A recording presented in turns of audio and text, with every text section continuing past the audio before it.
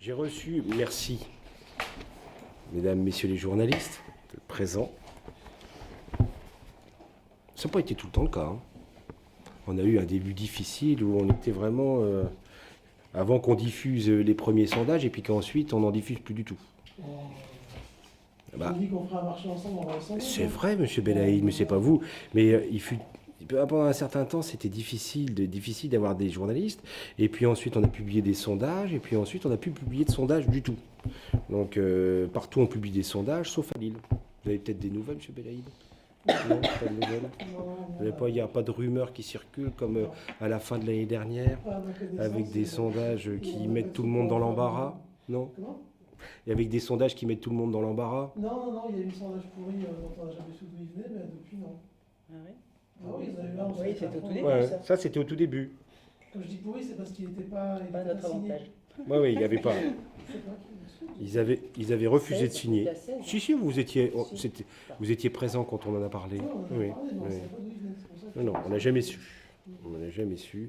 Alors, je vous ai invité parce qu'aujourd'hui, je voulais traiter de la sécurité à Lille et du cadre de vie. Alors, j'ai reçu hier une lettre, je ne sais pas si vous l'avez reçue, M. Belaïd, une lettre extrêmement intéressante d'une personne qui habite dans le quartier de Oisem. Je vais me permettre de vous lire parce qu'elle sera probablement ce qui sera le fil rouge de ma conférence de presse.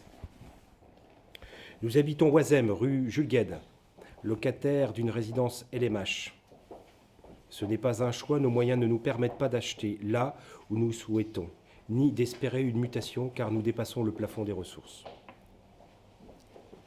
Quelques jours nous séparent du premier tour des élections municipales et pourtant je ne connais toujours pas.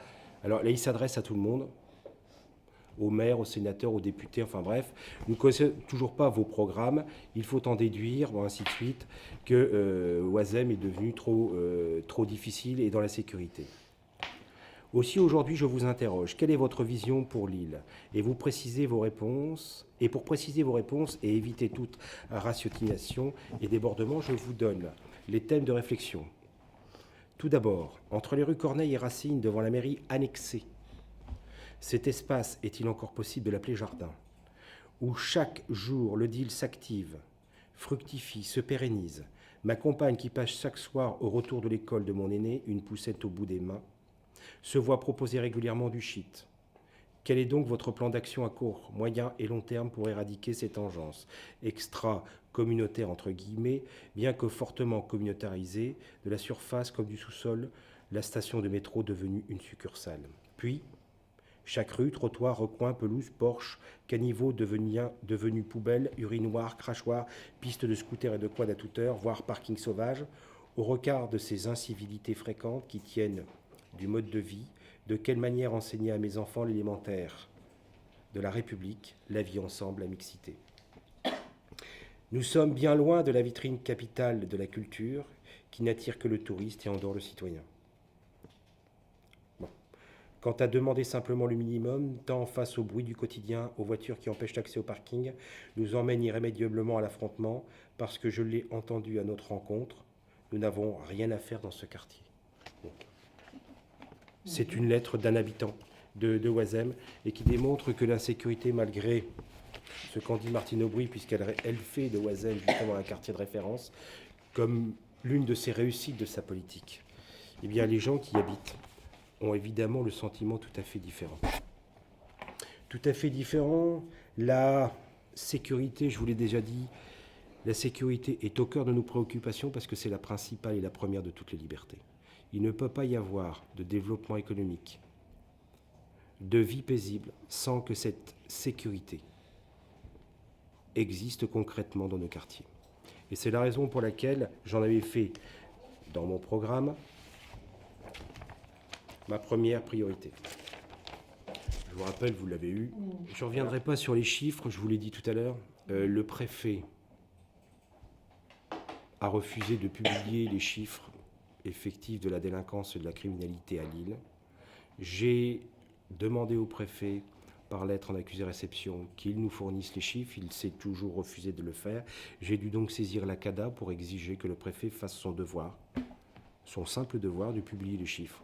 Pour quelle raison ne l'a-t-il pas fait? Ça me semble assez évident.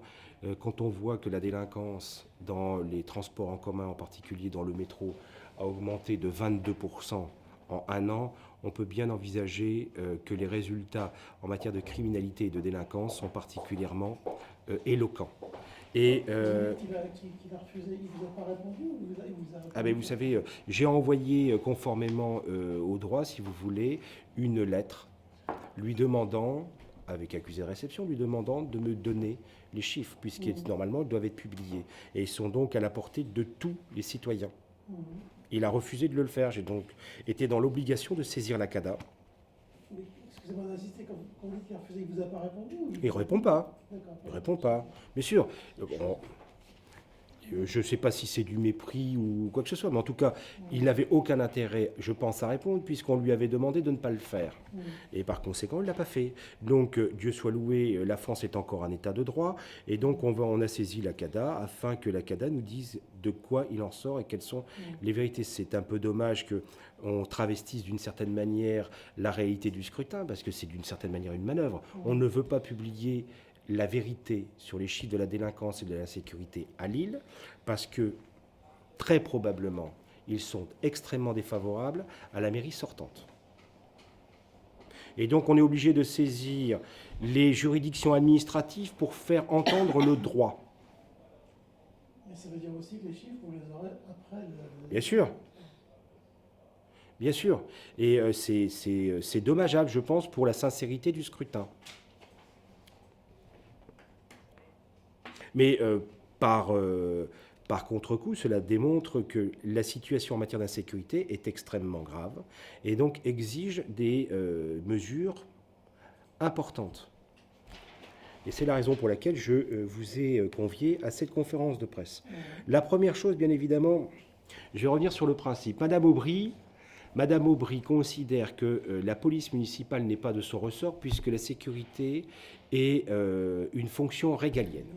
Bon, ça, c'est sa position de principe. Je rappelle qu'historiquement, la police nationale est une invention récente, qu'elle date du XXe siècle, et que pendant des siècles et des siècles, nos communes ont été régies par des polices municipales. Et qu'aujourd'hui, compte tenu de l'effondrement de l'État et de ses finances publiques, l'armée, mais aussi la police et la gendarmerie, comme la justice, ont été les principaux postes qui ont fait les frais, les économies budgétaires. Et Lille en a souffert, bien évidemment, comme toutes les villes de France. Dans une situation aussi difficile, est-ce qu'il n'était pas du devoir de la mairie, du maire, de se substituer aux défauts de l'État et de mettre en place une véritable politique de lutte contre l'insécurité? Madame Aubry s'y est refusée. Madame Aubry dépense 15% de son budget dans la culture, alors que ce n'est pas une fonction obligatoire au sein de la commune. Par contre, son premier devoir, et là je renvoie à la loi, son premier devoir est d'assurer la sécurité des citoyens. Or, ce premier devoir a été totalement ignoré et oublié par Madame Aubry. Les 95 postes de policiers municipaux qui existent à Lille et qui sont exclusivement consacrés à la police des transports, ou tout au moins du stationnement, n'ont évidemment aucune efficacité pour lutter contre l'insécurité. Je rappelle, je vous l'ai déjà dit, Monsieur Belaïd, lors de conversations au cours de nos rencontres, je pense qu'au-delà du biais idéologique, il y a de la part de Madame Aubry un refus systématique de mettre de la police municipale parce que des gens proches d'elle, en particulier Monsieur de Saint-Ignon, son premier adjoint, qui s'est spécialisé dans la médiation sociale au travers d'une multitude d'entreprises qui sont sous sa responsabilité, a mis en place un réseau de médiation, de personnel employé par ces entreprises pour tenter de réconcilier l'agresseur avec l'agressé, le voleur avec le volé, enfin bref, des choses totalement ridicules, mais qui permettent à l'entourage de Madame Aubry de faire des affaires particulièrement lucratives. Il y a 700 personnes qui sont employées ici dans les transports en commun pour faire de la médiation et qui sont directement ou indirectement sous la tutelle de Monsieur de Saint-Ignon. Et je pense que là, il y a un gros problème quant à l'éthique concernant les finances publiques et les rapports avec la politique, quand la communauté urbaine de Lille affecte une somme de près de 9 millions d'euros par an aux entreprises de médiation sociale dont M. de Saint-Ignon est plus ou moins ou directement responsable, je pense qu'il y a là un mélange d'intérêts qui ne sont pas conformes, je pense, à l'éthique. J'espère et j'attends qu'un certain nombre de journalistes se saisissent de cette affaire, fassent les enquêtes nécessaires, afin qu'on sache la raison pour laquelle il n'y a pas, dans cette ville, de politique de lutte contre l'insécurité. Et j'espère que ce n'est pas uniquement pour des raisons d'intérêt. Parce que là, ce serait particulièrement désolant. Absolument. Quand vous parlez de Pierre de Saint-Ignon, c'est lui directement dont vous parlez ou c'est son entourage? Monsieur de Saint-Ignon est le président d'une association qui s'appelle Vitamine T, et son épouse morganatique, Madame Le Dantec, est présidente de Citeo, qui est l'un des principaux embaucheurs de médiation sociale dans les transports en commun, ici, dans la métropole lilloise.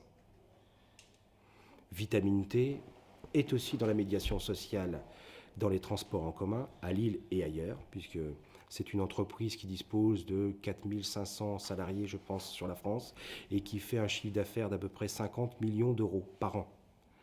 Donc on n'est pas dans la petite entreprise artisanale, on est là dans l'industrie de la médiation sociale, avec à chaque fois les complicités ou les collaborations de villes amies socialistes qui permettent d'embaucher du personnel, souvent dans des conditions pas très humanistes.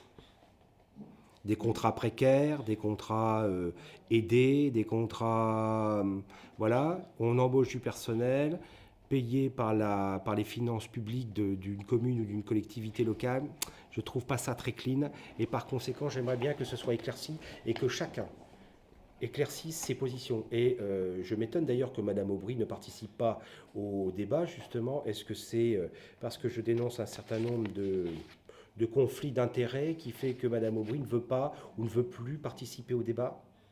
Est-ce que vous-même, j'ai bien entendu ce que vous nous expliquez là, vous avez des éléments, parce qu'il y a toujours deux phases dans ce genre de dossier, il y a le moral, il y a le légal. Le moral, j'ai bien compris que vous trouviez que... J'ai bien évidemment... Vous avez des billes, comme on dit, tout simplement? Mais bien sûr. Mais, enfin, quel genre de billes? Enfin, quand vous voyez... Je vais vous donner une bille très simple. Quand vous voyez que la communauté urbaine de Lille alloue 9 millions d'euros par an de subventions à des entreprises de médiation qui sont détenues directement par le premier vice-président de la communauté urbaine. Vous appelez ça comment, vous? Quand M. Copé fait travailler ses amis en matière de communication et qu'on en fait un pataquès pendant 15 jours à la télévision, vous appelez ça comment? On appelle ça des conflits d'intérêts, dans le meilleur des cas. Bon, mais je ne vois pas pourquoi la presse locale ou la presse nationale ne se saisissent pas de ces problèmes-là pour essayer de nous expliquer pourquoi, depuis 12 ans, Martine Aubry se refuse de mettre des policiers municipaux. C'est d'abord le procureur qui a été saisi dans l'affaire enfin, peut-être que je suis un peu vite, mais il y a eu le PROC qui a suivi dans la foulée.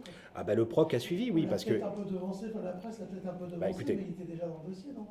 Écoutez, on est capable... qui est avancé 3 jours après le papier du Monde, c'est qu'il y a... On est capable de saisir les suites de l'affaire Copé.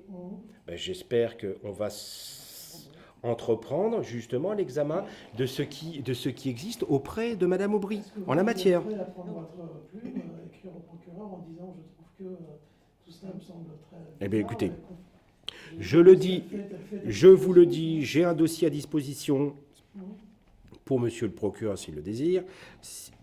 Et puis, c'est à lui de diligenter les enquêteurs, et en particulier la brigade financière, pour savoir si tout ça est conforme au droit. En tout cas, il y a une chose qui est sûre, c'est que les véritables perdants sont les habitants de l'île. Parce qu'eux sont privés d'une police municipale, parce qu'on a décidé qu'idéologiquement, il fallait faire l'abstention de cette police municipale. Moi, mon intention est tout à fait différente. Je veux que l'argent soit donné de manière très claire, et par conséquent, ce soit la collectivité locale, la mairie, qui paye les gens qui protégeront demain les habitants de cette ville. Et par conséquent, je vais créer une police municipale, une véritable police municipale, qui sera constituée de 300 personnes, c'est-à-dire que je triplerai les effectifs. À la tête de cette police municipale, j'y mettrai un véritable professionnel, parce que je pense que la situation... Mais écoutez, si... Non, mais écoutez, moi je... Mais si... Je vais, écoutez, si c'est un bon flic, j'en suis parfaitement heureux. Et si de surcroît on peut travailler demain ensemble avec plus de moyens et plus d'effectifs, je pense qu'il sera le premier satisfait d'avoir justement les moyens de remettre la sécurité dans cette ville. Donc moi, ce qui m'intéresse, c'est pas le nom du professionnel, c'est que ce soit un véritable professionnel qui soit à la tête de cette police municipale. C'est ça qui m'intéresse. C'est 300 personnes. Alors pourquoi 300 personnes ? Contrairement au clown de service, la Giuseppe, je sais pas trop quoi, qui lui veut mettre 500 000, je sais pas trop, bon, et qui traite... Non, il n'est pas dans la dérision. Non, il n'est pas dans la dérision. Ce type, je pense, et d'ailleurs, je demanderai à la Commission nationale des comptes de campagne l'examen de son compte de campagne. Parce que je voudrais savoir qui a payé ses titres de recettes, qui paye ses journaux, qui paye ses tracts, qui paye ses affiches, qui paye toute sa mascarade. Parce que quand on vient faire le clown avec la bénédiction du Parti socialiste et puis du président de WEO qui organise cette émission, je finis par me demander s'il y a quelque chose de louche dans cette histoire. On donne la parole à un clown qui a comme seule fonction d'absorber une partie des votes et des abstentions au service de rien du tout. Et d'ailleurs, personne n'est dupe, puisque de toute façon, il se moque éperdument de ce qui se passe à Lille et de ce qu'on pourra bien faire de son vote. Mais en tout cas, je voudrais savoir qui paye sa campagne. Et voilà. Et là, je saurai. Et j'espère que tout a été fait correctement et conforme à la loi, et que ce type est honnête et ne travaille pas et ne fait pas le métier, puisqu'il s'annonce comme étant un clown, par conséquent un comédien, par conséquent quelqu'un qui est payé pour jouer la comédie. Voilà. Moi, je pense, et écoutez, l'émission telle qu'elle s'est passée me laisse à penser que sa présence n'est pas anodine. Non, bien sûr, je ne peux pas l'empêcher d'être candidat, Dieu soit loué, la liberté existe cependant. Je vais demander qu'il me montre ses lettres de créance et qu'il me démontre où provient son argent pour financer ses tracts. Moi, je vais être dans l'obligation de le faire. Je vais devoir le faire parce que moi, j'ai un compte de campagne. Et d'ailleurs, tous les candidats sont dans l'obligation de présenter un compte de campagne avec des créances et des dépenses. Je ne peux pas parler pour lui, voilà. Mais c'est des gens qu'on voit depuis très longtemps. Pas si longtemps que ça. Si, ça fait quelques années. Voilà, depuis quelques années. Depuis quelques années, on le voit ressusciter qu'aux élections. Entre les élections, on ne le voit pas. On le voit avec son association de gens du spectacle. Non mais voilà. Mais bon, si vous voulez, ça fait partie de la comédie musicale dans laquelle on se trouve, ou culturelle dans laquelle on se trouve. Moi, je propose 300 personnes. Je propose 300 personnes parce que c'est le minimum pour une ville de cette taille. Puisque on considère qu'il faut à peu près un policier municipal pour 1000 habitants. Et compte tenu de la situation que connaît la ville de Lille, et en particulier un certain nombre de ses quartiers, qui sont d'ailleurs majoritaires, où la délinquance est importante, le nombre de un policier municipal pour 1000 habitants est, je pense, trop faible. C'est pour ça que j'en ai proposé 300. Je vous coupe. Un policier municipal pour 1000 habitants, vous dites qu'il y a 700 médiateurs, j'ai compris qu'ils étaient trop. Le financement des policiers municipaux, vous le faites comme ça, vous récupérez le financement des médiateurs, alors, vous financez votre police municipale avec ça pas immédiatement, si vous voulez, parce que les médiateurs sont payés par la communauté urbaine de Lille. Par conséquent, la commune de Lille et la communauté urbaine de Lille n'ont pas ont des budgets distincts. Cependant, je propose la création une police des transports dans lequel pourraient intégrer les anciens personnels de la médiation sociale, et je pense qu'ils sont prioritaires, puisque leur finalité, leur fonction était d'assurer la sécurité. Bien évidemment, ils seront formés pour pouvoir effectuer correctement leur métier, mais ils seront prioritaires par rapport aux autres personnels, puisqu'ils ont déjà une certaine expérience du terrain, du système de transport en commun, et avec à leur tête un professionnel, je pense qu'ils pourront donner la totalité de leur efficacité. Mais la police des transports en commun, si vous voulez, entre Roubaix et Lomme, vous avez, si vous voulez, une étendue géographique qui aujourd'hui n'est pas gouvernée par une autorité de police municipale. Donc il y aurait une espèce de police métropolitaine par-dessus. Mais dans le cadre de la transformation de l'évolution du statut des collectivités locales, avec le cadre de la grande métropole, on pourra demain, à partir de 2015, créer justement cette police des transports au niveau métropolitain. Et qui viendra s'ajouter à la police municipale sur l'île. Donc les 300 personnes seront réparties sur les territoires, avec à leur tête des officiers de police formés. Cette police sera bien évidemment formée, elle sera armée et elle sera encadrée. Et elle sera disposée sur le territoire de manière, pas de manière égalitaire, mais de manière qui correspond aux véritables besoins par quartier. Il est bien évident que le quartier de l'Île-Centre n'a pas les mêmes besoins que le quartier de Oisem, dont je viens de lire la lettre de la personne. Donc on va le répartir en fonction des besoins. Cette présence sera non seulement quotidienne, mais elle s'exercera le jour et la nuit.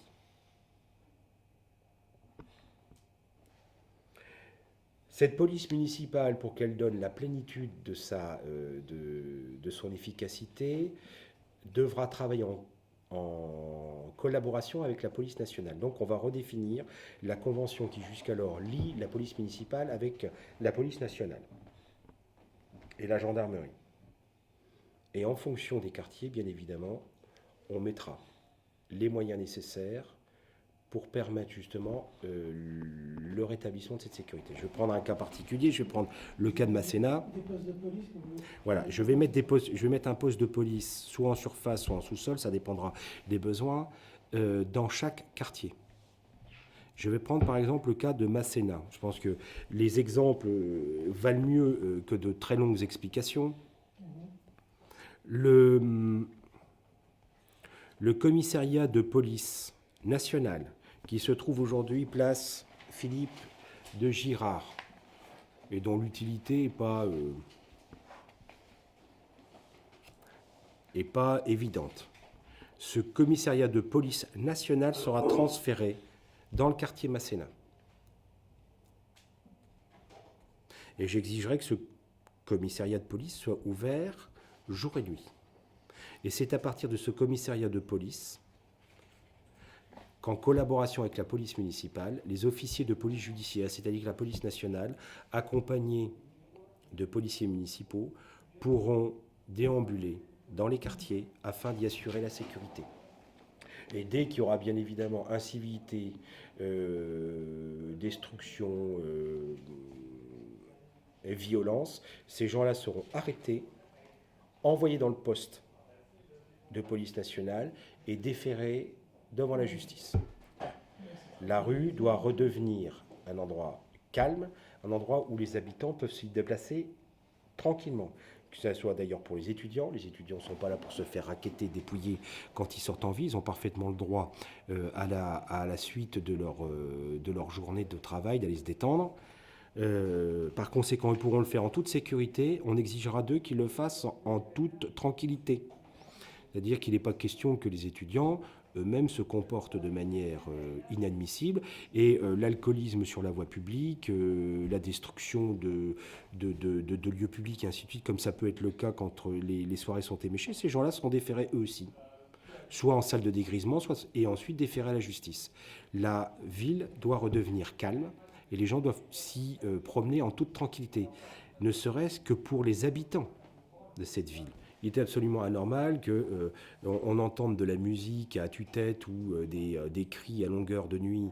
Les gens ont le droit à cette quiétude normale après leur journée de travail, le calme et de respect. Et par conséquent, les responsables de bars, les responsables de cafés ou de boîtes de nuit seront tenus à une responsabilité qui, jusqu'alors, je pense, n'est pas le cas. Chaque bar sera tenu d'avoir un livre de sécurité qui sera dans lequel seront consignés la totalité des méfaits qui ont lieu pendant la nuit et feront l'objet d'une publication tous les jours. Ça permettra d'évacuer très rapidement toutes les personnes indésirables dans le quartier parce qu'ils seront très vite repérés. Les débitants de boissons, les patrons de bars ou de boîtes de nuit, je pense, trouveront leur compte dans cette histoire, parce que je pense que personne n'a intérêt à laisser ce quartier continuer dans la sécurité. Donc on va mettre, vous voyez, par exemple, dans ce quartier-là, une politique bien spécifique qui doit rapidement ramener l'ordre et la paix dans ce quartier et permettre aux étudiants de pouvoir prendre un verre et se détendre quand ils le veulent, en toute sécurité, aux habitants de vivre en toute quiétude et aux responsables de bars de pouvoir faire leurs affaires tranquillement, sans ennui. Ce que n'a toujours pas fait la mairie socialiste depuis 12 ans. La commission de nuit n'a produit zéro pour l'instant, rien du tout. Que ce soit M. Vico, M. Hanot, ça a été l'échec complet en la matière. Jusqu'à des affaires dramatiques, puisque je rappelle que la conséquence, d'une certaine manière, la conséquence de ce qui se passe à Masséna, ça a été l'affaire du Théâtre. Voilà. Donc, il est plus que temps que l'on mette le paquet là-dessus. Le réseau de vidéosurveillance va venir, bien évidemment, consolider notre système de sécurité. Pourquoi ? Pourquoi un système de vidéosurveillance et pas un système de vidéoprotection comme le proposait d'ailleurs mon adversaire, M. Le Cerf, qui a changé d'avis la semaine dernière d'ailleurs. Il n'y avait pas d'avis sur la sécurité il y a quelques mois, mais quand il est arrivé à Lille, il s'est dit qu'il fallait qu'il soit contre l'insécurité.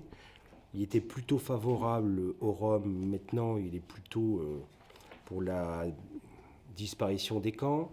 Il était pour la vidéoprotection et maintenant pour la vidéosurveillance. Enfin bref, il court derrière le Front National parce qu'il sait très bien que la sécurité est un enjeu fondamental. Cependant, je voudrais rappeler quand même aux électeurs de cette ville que M. Le Cerf n'a aucune crédibilité sur le sujet. Pour la raison très simple, c'est qu'il a été un des éminents responsables de l'UMP depuis des années, il est sénateur, pour nous expliquer que la chaîne de sécurité en France devait favoriser de manière systématique les délinquants et les criminels au détriment des victimes. C'est la raison pour laquelle j'accuse M. Le Cerf d'avoir été le promoteur de la première étape de la loi Taubira, pas celle sur le mariage des homosexuels, mais celle sur la loi pénale. Et c'est la raison pour laquelle M. Le Cerf est un ardent défenseur de la loi pénale de Mme Taubira. M. Le Cerf est un laxiste. Et c'est la raison pour laquelle il est farouchement opposé au Front National. Et c'est la raison pour laquelle il l'a déjà dit de nombreuses fois qu'en cas de présence du Front National au deuxième tour devant l'UMP, il appellera à voter Martine Aubry. Monsieur Le Cerf est à la gauche de l'UMP. Et c'est ce candidat qu'il a été choisi. Donc en matière de sécurité, je pense qu'il n'a aucune crédibilité. Et toutes les idées qu'il a, il les a appliquées au Front National. D'ailleurs sans le moindre scrupule. Parce qu'on lui avait donné l'obligation d'avoir quelques résultats en matière électorale au municipal. Mais bon, peu importe. Voilà, revenons aux affaires. La vidéosurveillance. Pourquoi je parle de vidéosurveillance et pas de vidéoprotection? C'est la raison pour laquelle, d'ailleurs, M. Le Cerf, qui, je pense, n'avait pas compris la chose, s'est planté. La vidéoprotection n'a aucune utilité puisqu'elle n'agit qu'a posteriori. C'est-à-dire quand il y a un fait de délinquance, on sort les caméras et on essaie de savoir qui a fait quoi. Tandis que la vidéosurveillance, c'est mettre la totalité du territoire sous surveillance permanente 24 heures sur 24. Par conséquent, la vidéosurveillance intervient directement dans la mise en place de la sécurité, dans la sécurisation des quartiers. Pourquoi? Parce que les gens qui sont derrière les écrans, dans la salle de supervision, voient ce qui se passe et peuvent donc intervenir en amont sur les tentatives de dégradation, sur les tentatives d'agression, alors que la vidéoprotection, elle, ne sera là que éventuellement pour poursuivre les personnes qui ont participé à ces dégradations, à ces agressions, vis-à-vis de la loi. Encore que la loi ne reconnaisse pas, ou très peu. D'ailleurs, l'usage des vidéoprotections, ou de la vidéo, comme c'est le cas par exemple aux États-Unis. Aux États-Unis, la vidéoprotection est d'une efficacité redoutable et vous envoie en prison dès que vous avez commis un acte de délinquance. En France, on discute. Il faut d'abord que le statut des images est extrêmement délicat et fait l'objet de constantes comment dirais-je, les négations de la part des avocats et de la justice. Donc ce n'est pas encore établi. Aux États-Unis, c'est simple. Vous êtes pris en photo, vous allez à la casse-prison. On ne discute même pas. C'est un flagrant délit. Ce n'est pas le cas avec une vidéo en France. Et c'est bien dommage d'ailleurs. C'est bien dommage parce que ça permettrait... Je rappelle une chose évidente. Hein, pourquoi la sécurité est-elle importante? Je vais prendre par exemple les gens qui habitent à Oisem, ou qui habitent à l'île Sud, ou qui habitent à Moulins, ou qui habitent au Bois-Blanc, ou à l'île Five. Est-ce que parce que ces gens-là habitent dans des quartiers pauvres qu'ils n'ont pas le droit à la sécurité? Est-ce que c'est parce qu'ils habitent dans des quartiers pauvres qu'ils n'ont pas le droit de déambuler en toute quiétude dans leur quartier? Est-ce que c'est parce qu'ils habitent dans des quartiers pauvres, et qui sont d'origine souvent étrangère, que la police ne doit pas être présente? Ce sont de sous-citoyens. Non, ils ont le droit comme tout le monde à cette liberté de déplacement et à cette sécurité. Parce que quand il n'y a pas de sécurité dans les quartiers, quand il n'y a pas de sécurité dans vos rues, comment voulez-vous avoir un développement normal des personnes et des familles qui y habitent? Je pense que c'est le minimum qu'un pouvoir politique peut offrir à sa population, à ses habitants. La question de la sécurité est fondamentale. Elle conditionne toutes les autres politiques. Par conséquent, la vidéoprotection viendra évidemment accompagner le pouvoir, l'action de nos policiers municipaux. Et je vous ai parlé de la police métropolitaine des transports. Toute cette politique de sécurité va s'accompagner aussi en particulier d'une chose qui n'existe que de manière embryonnaire, c'est l'aide aux victimes. En France, malheureusement, vous avez une justice qui aide les délinquants et les criminels. Vous pouvez demander l'aide d'un avocat quand vous êtes poursuivi pour un délit ou pour un crime. Vous pouvez même demander d'ailleurs l'aide gratuite, vous l'obtiendrez, ça fait partie du droit. Par contre, quand vous êtes victime d'un assassin, c'est à vos frais que vous faites la justice. Quand vous êtes victime d'un racket, d'un vol ou d'une agression, c'est à vos frais que vous le faites. Je trouve ça scandaleux. Je ne comprends pas pourquoi les victimes n'ont pas un statut au moins équivalent à ceux des délinquants. Et par conséquent, moi, je vais créer les associations, ou tout au moins susciter, permettre leur existence, afin que ces associations d'aide aux victimes puissent venir auprès des victimes défendre leurs droits devant la justice. Et donc, voilà. Il y aura, si vous voulez, la politique de sécurité essaiera de s'attaquer à tous les domaines pour rendre notre ville sûre. Notre ville doit être un endroit où les habitants puissent s'y promener en toute tranquillité, où les investisseurs puissent venir tranquillement créer leurs entreprises. Les commerces doivent pouvoir travailler tranquillement et faire leurs affaires. Voilà. Et c'est ça qui va permettre le dynamisme économique qui aujourd'hui est totalement éteint dans une grande partie des quartiers. Je voudrais dire aussi une chose, et là ça me permettra de faire la transition avec le cadre de vie. Je vais parler de la petite enfance.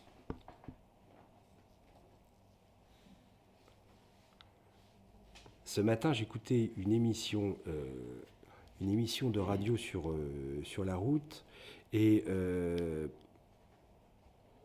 on se plaignait du niveau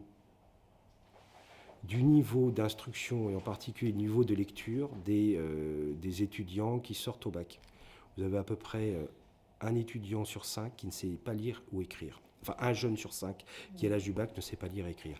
Et quand vous allez, d'ailleurs je l'ai rencontré en allant ici à Lille ou ailleurs, vous avez beaucoup de gens qui ont des gros problèmes pour écrire. Comment se fait-il que le système scolaire ait pu produire autant de personnes qui sont en situation d'échec scolaire? Comment se fait-il? C'est incompréhensible. C'est totalement incompréhensible. L'étudiant, le lycéen ou le collégien français sont parmi les mieux dotés en matière de dépenses publiques en Europe. Or, on est quasiment au dernier rang en matière d'enseignement de la lecture. Je pense que si on ne s'attache pas, et en particulier à travers l'école primaire, si on ne s'attache pas à former correctement les enfants, à leur permettre justement d'accrocher les wagons, de se sentir participants à la collectivité, on va créer bien évidemment de la délinquance. Bien évidemment, on va créer du rejet, de la communautarisation, tout ce que l'on connaît aujourd'hui. Je ne comprends pas que les socialistes puissent se servir de l'école maternelle et de l'école primaire comme un enjeu d'éducation sexuelle quand vous avez des enfants qui ne savent ni lire ni écrire. Est-ce que le rôle de l'éducation, l'école primaire ou l'école maternelle, est d'enseigner l'éducation sexuelle? Je pose la question. C'est de nombre d'heures de français qu'on a besoin dans les écoles. Et en particulier à Lille, où le nombre de personnes qui savent ni lire ni écrire est extrêmement important. Je rappelle, 28% de la population à Lille vit sous le seuil de pauvreté. Et comme un grand nombre de personnes sont issues de l'immigration ou sont fraîchement arrivées ici, ils ont d'énormes problèmes d'intégration ici en France parce qu'ils ne maîtrisent même pas les éléments fondamentaux de la langue française. Ça doit être une priorité de la mairie. La réforme des rythmes scolaires, qui a été voulue par Peillon, sans projet. C'est une réforme, mais on ne sait pas ce qu'on y met dedans. On laisse les maires décider demain de ce qu'on y fera. On ajoute des heures de cours, mais on ne sait pas ce qu'on y met dedans.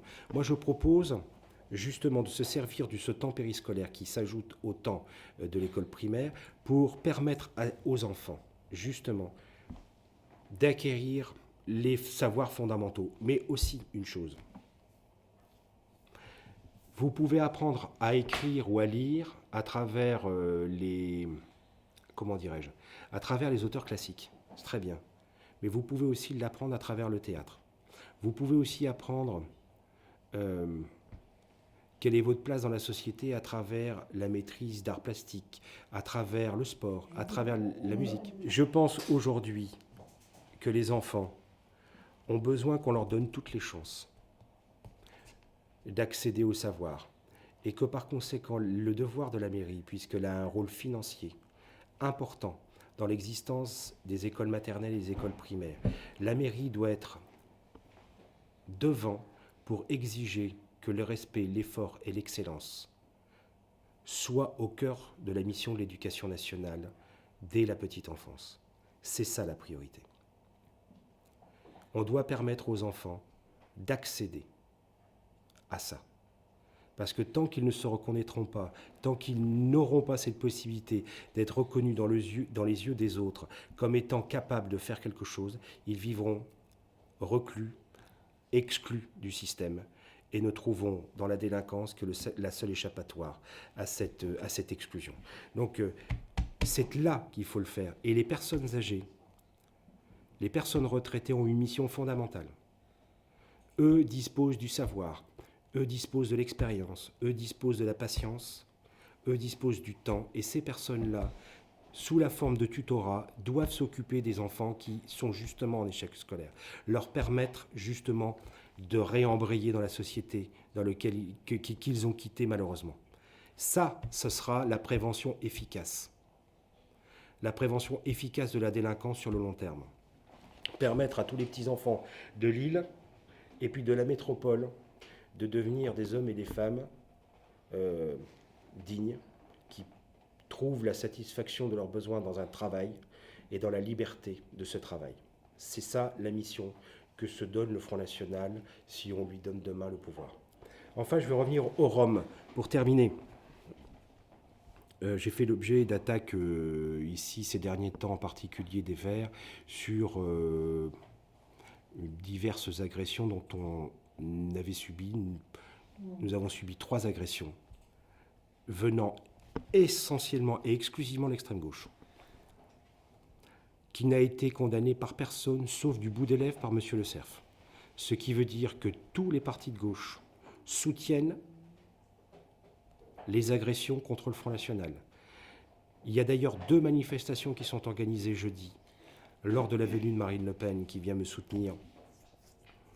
L'une organisée par les Verts et l'autre organisée par les Antifas. Jusqu'alors, j'attends toujours la condamnation de ces 2 manifestations. Antidémocratiques. Je rappelle, antidémocratiques. Les Verts participent comme l'extrême gauche.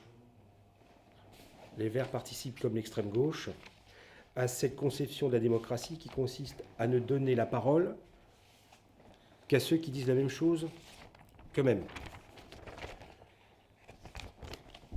Jeudi, 19h, à la MEP, Marine Le Pen viendra soutenir les listes du Front National et la mienne en particulier.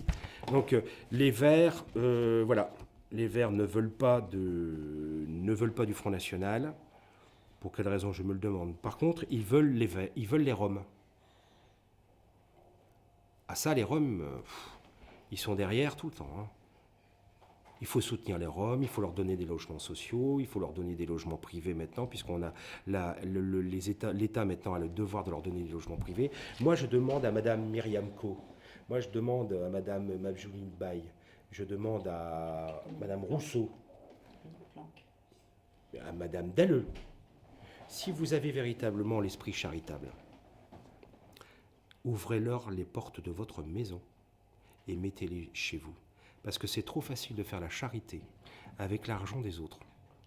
C'est trop facile de demander aux pauvres ici de cette ville de dire « faites de la place parce qu'il y a les Roms qui s'y installent ». Ça, j'accepte pas. Je ne croirai, Madame Co, que le jour elle mettra une famille de Roms dans son salon. Là, je penserai que véritablement, elle est charitable. Mais comme elle ne le fera jamais, elle parle en l'air. Il y a une chose qui est sûre aujourd'hui. Les Roms sont en train petit à petit de revenir dans l'île.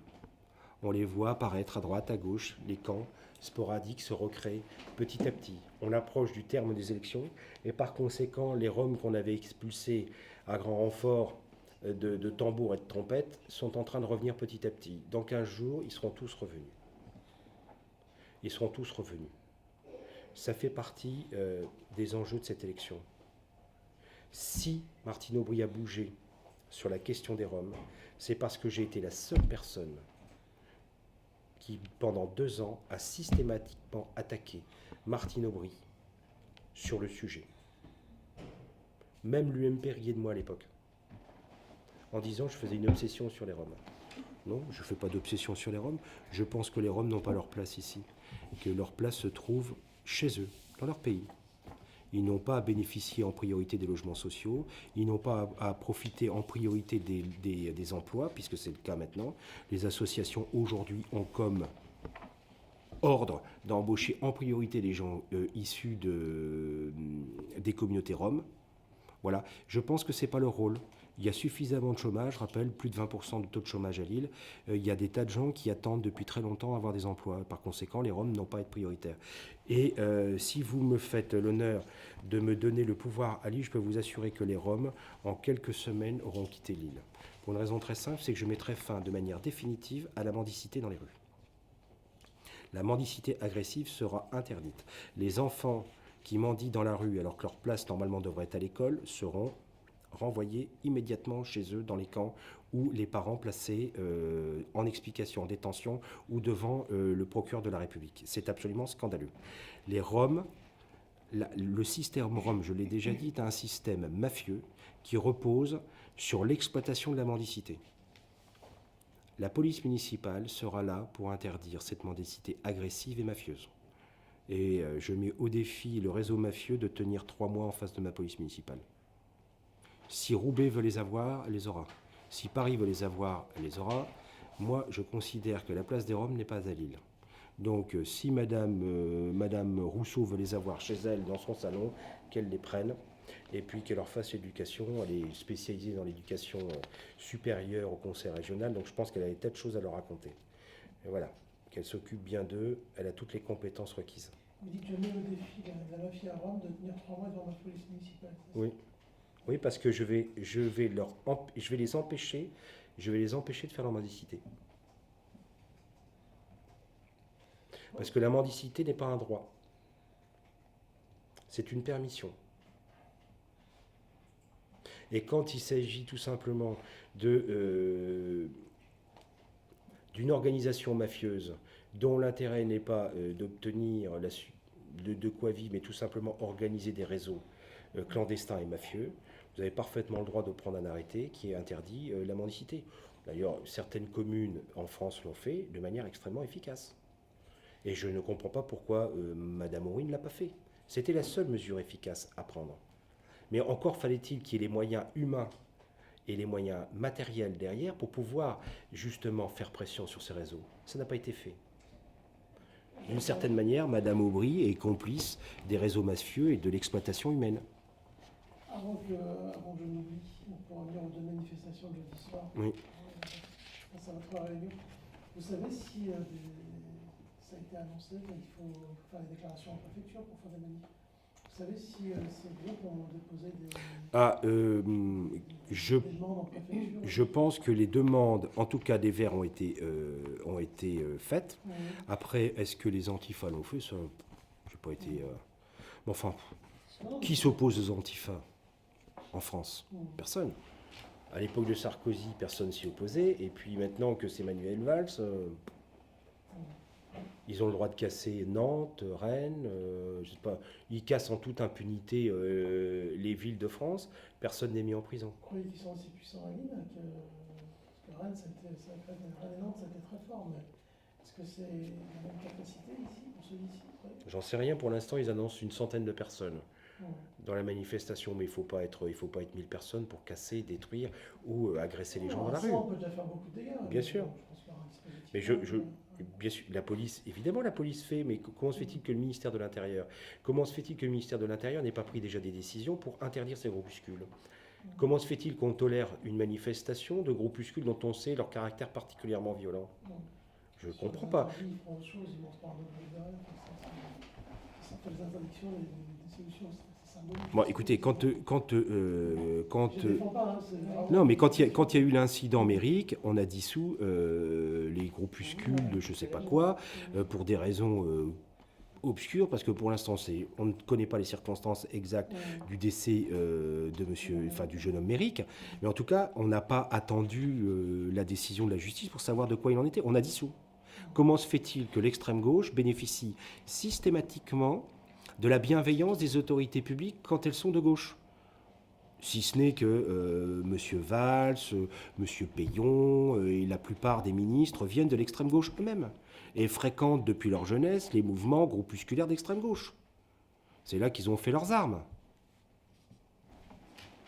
Donc, en tout cas, il y a une chose qui est sûre, c'est qu'on appelle systématiquement...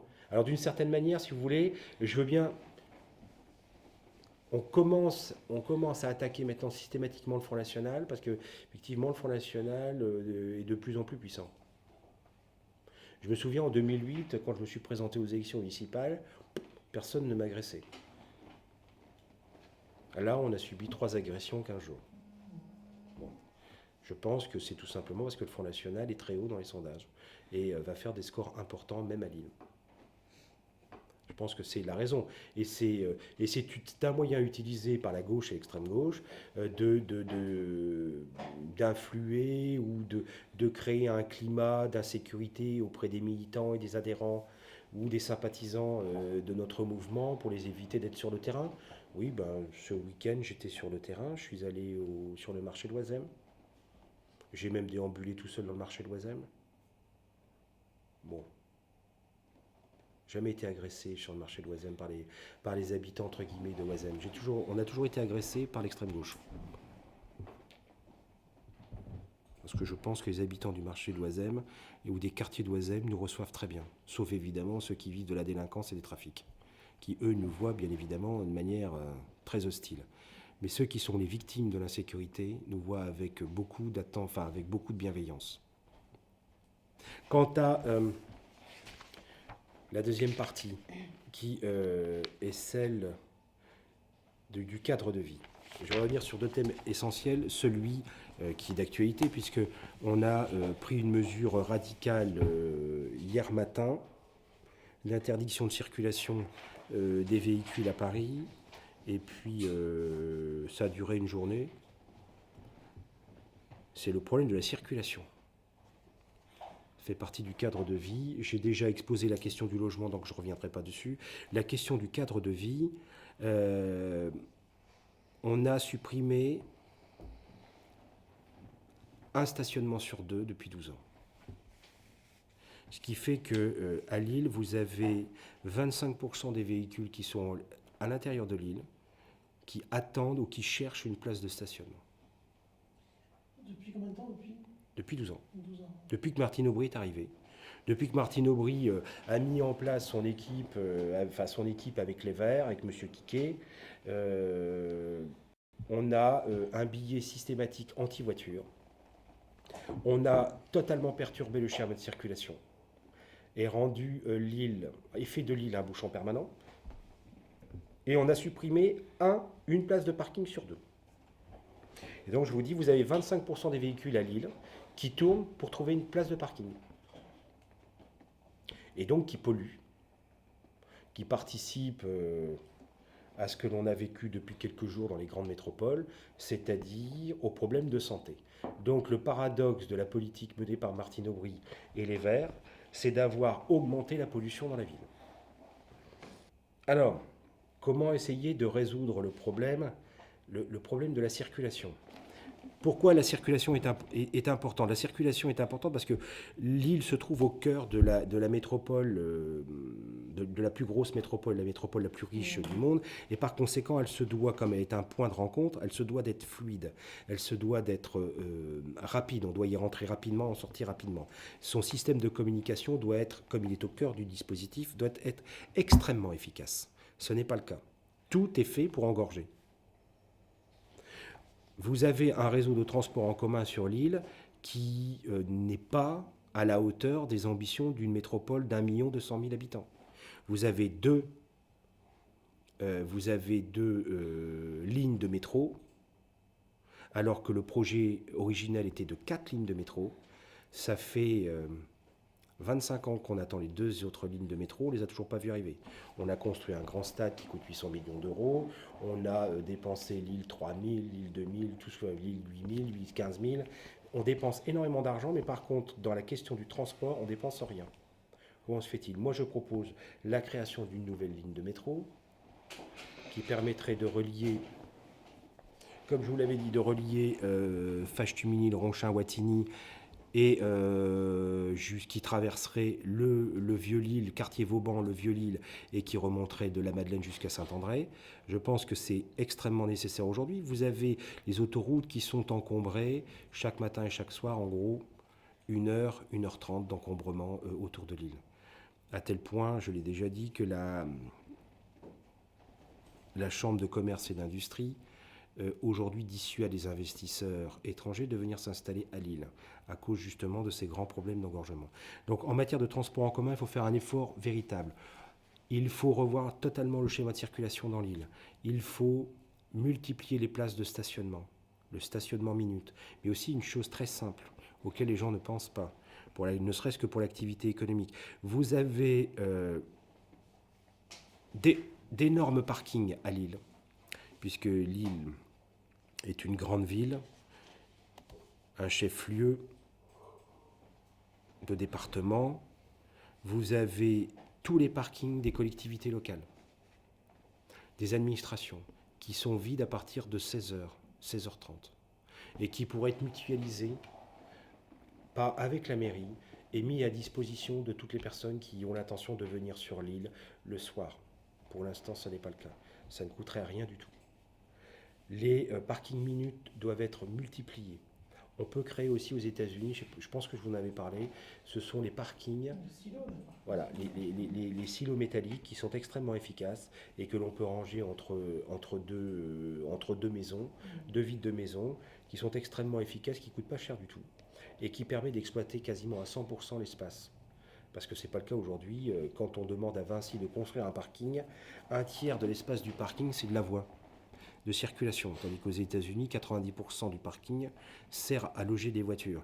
Donc la France a encore beaucoup d'efforts à faire en imitant nos voisins anglo-saxons ou allemands ou hollandais quant au traitement de différents problèmes. C'est pour ça que je pense qu'il y a beaucoup de marge encore. Il y a beaucoup de choses qu'on peut améliorer à Lille. Sans devoir réinventer, il suffit d'aller voir nos voisins, de regarder ce qui s'y passe et d'appliquer ces simples mesures de bon sens. Le réseau routier, au niveau de la communauté urbaine de Lille, le réseau routier doit lui aussi faire l'objet de travaux considérables. On ne peut pas continuer à vivre avec un réseau routier qui date de 1970. Vous avez, à part l'autoroute A1, tous les autoroutes qui convergent sur l'île passent par le centre de l'île et sont à deux voies. Il faut donc des voies de contournement qui permettent d'échapper au centre-ville et donc d'éviter la pollution. Et tous ces réseaux routiers doivent passer en trois voies pour permettre justement cette fluidité, cette rapidité. Enfin, en matière de cadre de vie, qualité de vie, il est plus que temps aujourd'hui, à l'ère des smartphones, que la ville de Lille soit une ville intelligente. Il est anormal que l'on tombe dans les bouchons, qu'on se rend compte qu'on est dans le bouchon, alors qu'on aurait pu le savoir avec un smartphone, on est à tel ou tel endroit, on devrait être immédiatement informé que sur cette voie, il y a un bouchon à partir de tel kilomètre pour pouvoir se dégager et prendre une autre circulation. Il y a des tas d'opportunités en matière de circulation, en matière d'achat, en matière d'information, qui auraient dû être mis en place à Lille et qui n'ont pas été faits. Moi, je veux que Lille soit un modèle de communication, de fluidité d'information, parce que Lille doit être moderne. Elle est au cœur du système économique le plus dense et le plus important du monde. Elle se doit d'être un modèle en matière d'efficacité de l'information et de circulation.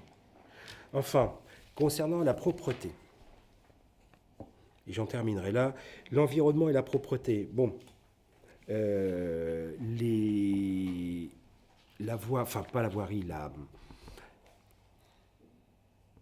le ramassage des poubelles, c'est une véritable catastrophe. Je me demande quelle est la personne qui a pu négocier un contrat aussi ridicule que de partager la qualité des poubelles entre deux intervenants. Bon, ça explique le fait qu'il y a des sacs roses et des sacs noirs en permanence dans les rues de Lille. Pourquoi n'a-t-on pas défini par quartier,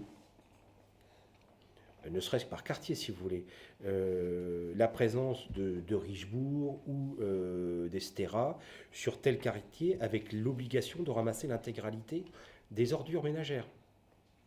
Pourquoi l'a-t-on partagé? Est-ce que l'on voulait émarger aux deux? Enfin, je n'ai rien compris. Mais en tout cas, il y a une chose qui est sûre, c'est que le système est totalement inefficace. Donc il va falloir le revoir complètement. On peut faire intervenir un troisième, s'il en existe d'autres. En tout cas, il y a une chose qui est sûre, c'est qu'il faut le revoir et rendre cette ville propre. Il est anormal qu'une ville aussi riche, aussi importante que Lille, soit constamment occupée par les poubelles. Il est anormal que l'on ait des nids de poules partout dans la ville, des nids de poules qui remontent à l'hiver, pas 2013-2014, à l'hiver 2012-2013. Je mettrai mes adjoints et mes conseillers municipaux dans la ville de Lille avec des bombes de peinture. Je peux vous assurer que tous les nids de poules seront tracés au jaune, fluo, avec l'obligation à la communauté urbaine de venir faire le travail rapidement. Si Madame Aubry ne paye pas sa voiture, moi je la paye. Et je ne comprends pas pourquoi elle m'oblige à rouler et à foutre en l'air mes suspensions. Comme les milliers et les centaines de milliers de personnes qui roulent dans cette communauté urbaine. Il faut attendre 12 mois, 14 mois pour faire reboucher un trou. Vous voyez la qualité des autoroutes ici aux alentours de la métropole. C'est absolument lamentable. Lamentable. On va finir par ressembler à la Belgique.